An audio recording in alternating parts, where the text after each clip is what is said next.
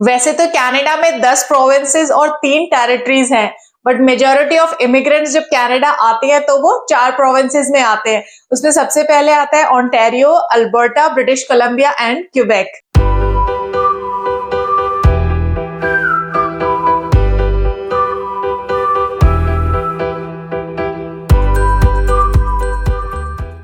Hello everyone, this is Chandan and welcome to my channel सेंटिलम vlogs. उम्मीद करती हूँ कि आप सब लोग बहुत अच्छे से होंगे। ये जो आज का वीडियो है ये इस पर्टिकुलर सीरीज का पाथवेज टू कनाडा का लास्ट एपिसोड है और इसमें हम डिटेल में बात करने वाले हैं अबाउट प्रोविंशियल नॉमिनी प्रोग्राम। तो यदि आपका सीआरएस में स्कोर है वो कंपैरेटिवली लो है, डोंट बी सैड। इस वीडियो को एंड तक जरूर ध्यान से देखिएगा। इसमें मैं आपसे बहुत सारी इंफॉर्मेशन शेयर करने वाली हूँ about the process, the documents, the priority and how you can go ahead and apply for express entry through provincial nominee program. So let's get started. तो चलिए सबसे पहले समझ लेते हैं कि प्रोविंशियल नॉमिनी प्रोग्राम काम कैसे करता है। तो कनाडा में अलग अलग प्रोविंसेस है, अलग अलग टेरिटरीज है और प्रोविंशियल गवर्नमेंट की अपनी कुछ प्रायोरिटीज होती है। वो कुछ बिजनेसेस को, कुछ स्किल सेट्स को प्रमोट करना चाहते हैं। They want some specific kind of people, some specific kind of professionals to come and settle down in their province.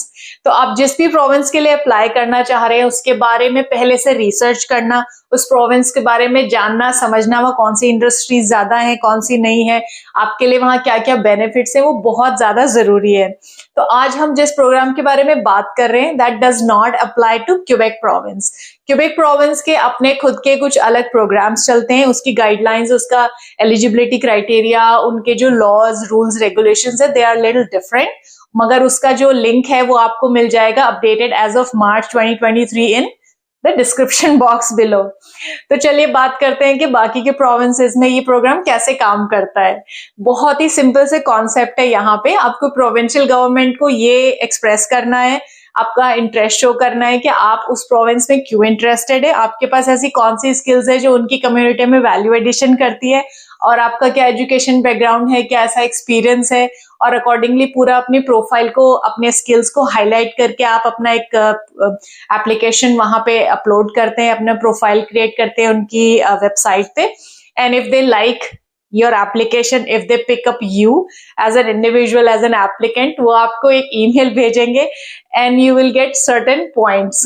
उन पॉइंट्स के बेसिस पे आप फिर जाके और एक्सप्रेस एंट्री के थ्रू पीआर वीजा के लिए अप्लाई कर सकते हैं। आपको यदि याद हो तो मैंने थोड़े टाइम पहले एक वीडियो अपलोड किया था जिसमें मैंने पीआर वीजा कैटेगरी को बहुत ही डिटेल में एक्सप्लेन किया था। उसका थंबनेल और उसका लिंक आपको अभी स्क्रीन पे दिख रहा होगा।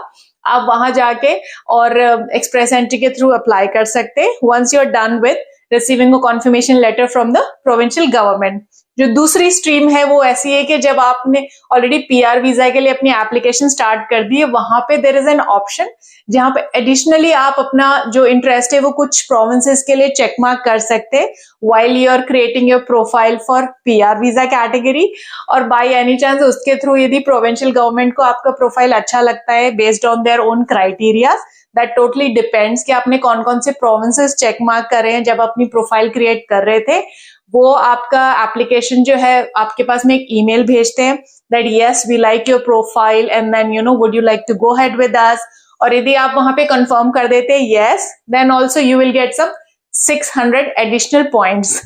आपका जो एग्जिस्टिंग सीआरएस स्कोर है उसके अलावा आपको 600 एडिशनल पॉइंट्स मिल जाएंगे आपकी पीआर वीजा एप्लीकेशन में। और जो भी नेक्स्ट रो होगा उसमें पक्का से आपका नंबर तो निकल ही जाना क्योंकि आपका जो भी एग्जिस्टिंग स्कोर है प्लस 600 पॉइंट्स और you know all together it will reach somewhere around 1000 points. So you know 1000 points के बाद तो देयर इज नो वे कि आपका नंबर नेक्स्ट ड्रॉ में ना निकले। तो चलिए अब डिटेल में बात करते हैं about pre entry program. So if you're wondering whether you're eligible for this particular program or not, government की तरफ से एक चार्ट बना हुआ है 100 पॉइंट्स का और उसमें कुछ क्राइटेरिया होते हैं based on your age, your education, your experience, you know there are certain things और उन सभी के बेसिस पे आपको कुछ पॉइंट्स मिलते हैं। तो out of 100 if your score is like 67 and above then yes you are eligible for this particular program and you can go ahead and decide कि मुझे कौन सी स्ट्रीम के थ्रू अप्लाई करना है। या तो आप प्रोविंशियल गवर्नमेंट के थ्रू अप्लाई कर सकते हैं या फिर आप डायरेक्टली पीआर वीजा के थ्रू भी अप्लाई कर सकते हैं। ऑल दो सभी प्रोविंसेस का अपना अलग एक सिलेक्शन क्राइटेरिया होता है, कुछ पर्टिकुलर स्ट्रीम्स को वो हाईलाइट करते हैं, कुछ पर्टिकुलर प्रोफेशंस को वो सपोर्ट करते हैं, मगर जो बेसिक से कुछ चीजें हैं जो कि उनका यदि कैटेगराइजेशन किया जाए तो उसमें देयर आर 4 कैटेगरीज, जिसमें सबसे पहले आता प्रोग्राम स्ट्रीम जो कि ज्यादातर एप्लीकेबल है for students, business class people, skills and semi skill immigrants. इसके बाद में आता है अपॉर्चुनिटी स्ट्रीम, जिसमें वो लोग सभी लोग आते हैं जो कि ऑलरेडी उस प्रोविंस में काम कर रहे हैं या फिर उनके पास में ऑलरेडी वर्क परमिट है फॉर दैट पर्टिकुलर प्रोविंस। और थर्ड नंबर पे आता है हेल्थ केयर स्ट्रीम, जिसमें all those people who have experienced with the health care system और उससे रिलेटेड यदि उनका प्रोफेशन है। And the fourth one is tech stream, इसके थ्रू जितने भी आईटी प्रोफेशनल्स है जिनका भी टेक्नोलॉजी से रिलेटेड प्रोफेशनल में एक्सपीरियंस रहा है, एजुकेशन रही है, वो सब लोग इस पर्टिकुलर स्ट्रीम के थ्रू अप्लाई कर सकते हैं। यहाँ पे एक और छोटी सी बात है जो कि आपको जाननी जरूरी है कि इनका जो ड्रॉ होता है प्रोविंशियल गवर्नमेंट का, उसका कोई स्पेसिफिक डेट या फिर कुछ ऐसा स्पेसिफिक टाइम ड्यूरेशन नहीं है जो कि सभी प्रोविंसेस पे अप्लाई करता है। सो हर प्रोविंस के अपने जो अलग रूल्स हैं और उनका कब ड्रॉ होता है और वो कब ईमेल भेजते हैं, ये उनकी वेबसाइट पे ही जाके पता लगता है। तो अपना प्रोफाइल क्रिएट करने के लिए on the provincial government website आपको कुछ बेसिक से डॉक्यूमेंट्स चाहिए, और वो कौन कौन से डॉक्यूमेंट है आपको अपनी स्क्रीन पे दिख रहे होंगे। इसमें सबसे पहले आता है आपका लैंग्वेज टेस्ट रिजल्ट, ये आप इंग्लिश या फ्रेंच किसी भी लैंग्वेज में दे सकते हैं। उसके बाद में आता है एजुकेशनल क्रेडेंशियल असेसमेंट, ये आप WES के थ्रू भी करा सकते हैं, that is like one of the renowned organization. उसके बाद में आता है प्रूफ ऑफ वर्क एक्सपीरियंस, आपका जो भी ऑर्गेनाइजेशन जहां आप ऑलरेडी काम कर रहे हैं, आप अपने HR डिपार्टमेंट से एक लेटर ऑफ एम्प्लॉयमेंट लिखवा के दे सकते हैं यहाँ पे, and it will show that you been working for them for this particular duration, या फिर उनका एक ऑलरेडी स्टैंडर्ड फॉर्मेट होगा जिसको वो फॉलो करते हैं। Next one is proof of settlement funds, other document जो कि डिपेंड करता है कि आप कौन सी प्रोविंस के लिए अप्लाई कर रहे हैं, और इसके अलावा आप if you are already in Canada, आपका कनाडा में क्या स्टेटस है उसका भी डॉक्यूमेंट आपको यहाँ पे अपलोड करना रहेगा। So whether you're applying directly through the provincial government or you're selecting PNP as an additional option when you're applying through PR visa, दोनों ही स्ट्रीम्स में जो आपकी जो एप्लीकेशन है, जो भी आपका जो प्रोसेस है, वो फाइनली जो उसकी जो फाइनल स्टेज पे पहुंचेगा, that will be taken care by the federal government IRCC। So by chance यदि आप ये डिसाइड करते हैं कि आपको एक्सप्रेस एंट्री के थ्रू PR वीजा के लिए अप्लाई करना है, एंड उसके लिए आप IRCC की वेबसाइट पे जाके अपना प्रोफाइल क्रिएट कर रहे हैं, उसके लिए कौन कौन से डॉक्यूमेंट्स है, क्या प्रोसेस है, वो सारी डिटेल्स आप यहाँ जाके चेक कर सकते हैं। ऑलरेडी मैंने एक वीडियो बनाया था फ्यू डेज बैक जिसमें मैंने पूरा PR वीजा कैटेगरी को डिटेल में समझाया था, प्लीज रेफर दैट। और एडिशनली आप वहां जाके कुछ पर्टिकुलर प्रोविंसेस में अपना इंटरेस्ट भी शो कर सकते हैं, that yes additionally I am also interested for the PNP program for these provinces. Later on आपके पास में किसी भी तरीके का उन पर्टिकुलर प्रोविंशियल गवर्नमेंट की तरफ से यदि नोटिफिकेशन ऑफ इंटरेस्ट आता है, उस नोटिफिकेशन ऑफ इंटरेस्ट के ईमेल में क्लियरली लिखा रहता है that please go head on that particular provincial governments website, वहां जाके कुछ और डॉक्यूमेंट्स आपको अपलोड करने होते हैं इन अ पर्टिकुलर टाइम फ्रेम। ऐसा आप कर सकते हैं फॉर मोर देन 2 प्रोविंसेस।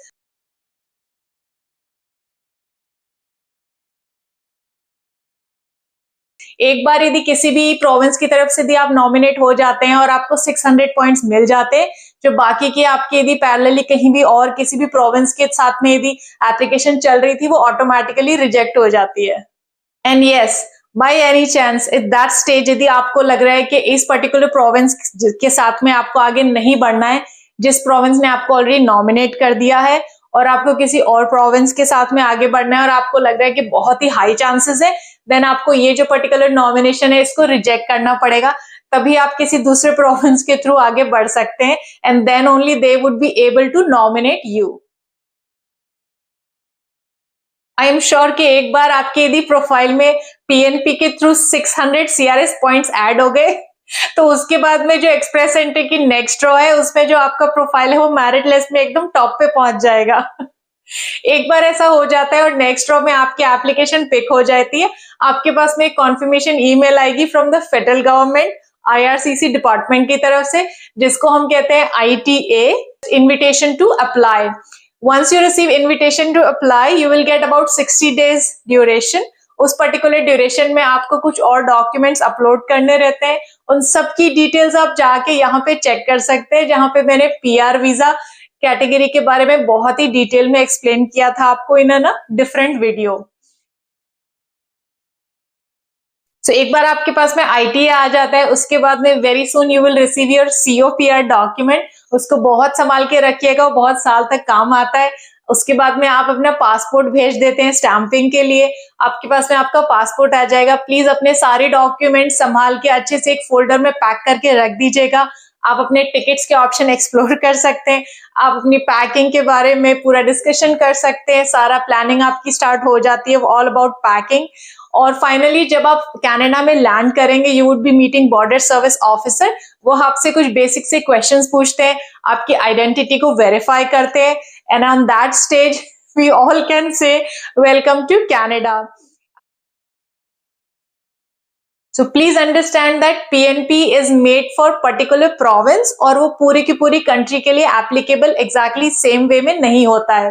तो जिस भी प्रोविंस के लिए आपने अप्लाई किया है, आपको फाइनली जाके वहीं लैंड करना है, वहीं पे सेटल होना है, और आपको अपनी गवर्नमेंट को ये प्रूव करना है that yes I am here. Don't start making plans कि मैंने लैंडिंग तो हो गई, now I can just go ahead and stay in any other province. So before initiating your application make sure कि आपके पास में ये सभी डॉक्यूमेंट्स हैं, जिसमें आपका इंटेंशन ये प्रूव करता है कि आप उस पर्टिकुलर प्रोविंस में जिसमें भी जा रहे हैं वहां पे आप क्यों जा रहे हैं, and you already have a plan to go ahead and settle in that particular province only. This is like really important. तो जो provincial government होती है उसके पास में सारे rights होते हैं और उनके पास में authority होती है। यदि उनको कहीं भी किसी भी केस में ऐसा लगता है that you know there's a faulty action that has been taken place at your end, वो आपका जो status है यहाँ पे उसको revoke कर सकते हैं, and that might result into your deportation back to your country of origin. So bye any chance future में कुछ इस तरीके के सर्कमस्टांसेस बन जाते हैं कि जिस पर्टिकुलर प्रोविंस में आपने लैंड किया है वहां पे आप ज्यादा लंबे टाइम तक नहीं रह पाते हैं कुछ भी कारण की वजह से, और आपको लगता है कि आपको इस पर्टिकुलर प्रोविंस से निकल के कहीं और जाके सेटल हो जाना चाहिए। तो वो कौन कौन से सर्कमस्टांसेस है जहां पे आप ऐसा कर सकते हैं और गवर्नमेंट की तरफ से वहां पे क्या रूल्स है, let me share some examples. तो सबसे पहले फॉर एग्जाम्पल आपने ओंटारियो में लैंड किया इन जनवरी, और by the time April May आता है you are not able to find a job. मगर आपने कहाँ कहाँ जॉब एप्लीकेशंस दी, आपने कहाँ इंटरव्यूज दिए, उन सबकी डिटेल्स आपके पास में रेडी रेफरेंस के लिए अवेलेबल होनी चाहिए। तो आप इसके अलावा आप ये भी गवर्नमेंट को इन्फॉर्म कर सकते हैं, you do not really need an approval but it is your job to inform your provincial government before actually moving to any other province. आपने लाइसेंस के लिए अप्लाई किया नहीं किया, आपने घर कहाँ रेंट पे लिया, if you are here with family, आपने बच्चों का स्कूल में एडमिशन कराया, which shows that you tried, आपने कोशिश करी अपनी तरफ से ओंटारियो में सेटल होने के लिए, but somehow it didn't work out and now you are moving to a different province, for example Alberta, और वहां पे आपको हाई पेइंग जॉब मिल गई है और इस वजह से आप दूसरी प्रोविंस में जाना चाह रहे हैं। तो कल को by chance any chance government की तरफ से कोई भी ईमेल आती है या कोई भी नोटिफिकेशन आता है और आपके पास में ऑलरेडी डॉक्यूमेंट्स पहले से रेडी हैं, आप उनको रिस्पॉन्स कर सकते हैं with all those proof that shows you tried but it didn't work out and that's why you are moving on with the next province. Another example could be you landed in Ontario in January, or after few months you met somebody in a different province, or finally you both decided to get married. You can keep a document ready. By any chance कल को provincial government पूछती है तो आप ये भी बता सकते हैं that you know you're getting married and that's why you're moving to a different province. So basically there are less chances कि आपके पास में किसी भी तरीके का नोटिफिकेशन आता है यदि आप एक पर्टिकुलर प्रोविंस में शुरू के कुछ साल रह जाते हैं, यहाँ पे सेटल हो जाते हैं, आफ्टर फॉर एग्जांपल 2 और 3 इयर्स आप किसी दूसरे प्रोविंस में जाना चाहते हैं, तो वहां पे जो चांसेस है नोटिफिकेशन आने के या किसी भी तरीके का नोटिस आने के from provincial government, it's very less. तो इस चीज का जरूर ध्यान रखिए कि जो गवर्नमेंट है उसके पास में सारी इंफॉर्मेशन रहती है, they can always track you if required. अब उनको किसी भी चीज की इंफॉर्मेशन चाहिए they will ask you, but at the same time उनके पास में ये पता रहता है उनको कि आपने कहाँ से अपना टैक्स फाइल किया है, आप कहाँ रह रहे हैं, कहाँ से आपने अपना ड्राइविंग लाइसेंस ऑब्टेन किया है। एक और बहुत ही इंपॉर्टेंट चीज यहाँ पे समझने की ये है कि जब आपका जो स्टेटस है वो पीआर वीजा से हटकर और फाइनली कैनेडियन सिटीजन हो जाता है later in the future, then you can move on and you can stay in any province of your choice. और उसके बाद में आपको यदि लग रहा है कि आपको किसी और प्रोविंस में जाके एक्सप्लोर करना है या कहीं और प्रोविंस में जाके सेटल होना है, none of the provincial governments will have any objection with that. So as I mentioned earlier in this video that आज का जो ये वीडियो है ये इस पर्टिकुलर सीरीज जिसका मैंने नाम रखा है पाथवेज टू कनाडा का लास्ट वीडियो है, बट जल्दी मैं एक और नया सीरीज स्टार्ट कर रही हूँ जिसमें मैं वो सभी टॉपिक्स कवर करूंगी जो कि हेल्पफुल रहेंगे for all the new immigrants in Canada. So यदि आपके प्लानिंग चल रही है कनाडा आने की, आपने ऑलरेडी टिकट्स बुक कर लिए या फिर आपके पास में अभी अभी आपका पासपोर्ट स्टैंप होके आया है और आप कुछ टॉपिक्स के बारे में डिटेल में जानना चाहते हैं, please share your thoughts and views in the comment section below. इसके अलावा कोई भी स्पेसिफिक सिचुएशन है या फिर आप मुझसे कुछ और क्वेश्चन पूछना चाहते हैं अपनी प्रोफाइल के बारे में, अपने केस के बारे में या फिर हमारी लाइफ इन कनाडा के बारे में, आप मुझे डायरेक्टली ईमेल भी कर सकते हैं। मेरा जो ईमेल आईडी है वो भी आपको मिल जाएगा डिस्क्रिप्शन बॉक्स में। तो मैं आपसे जल्दी मिलती हूँ एक और इंटरेस्टिंग वीडियो के साथ में।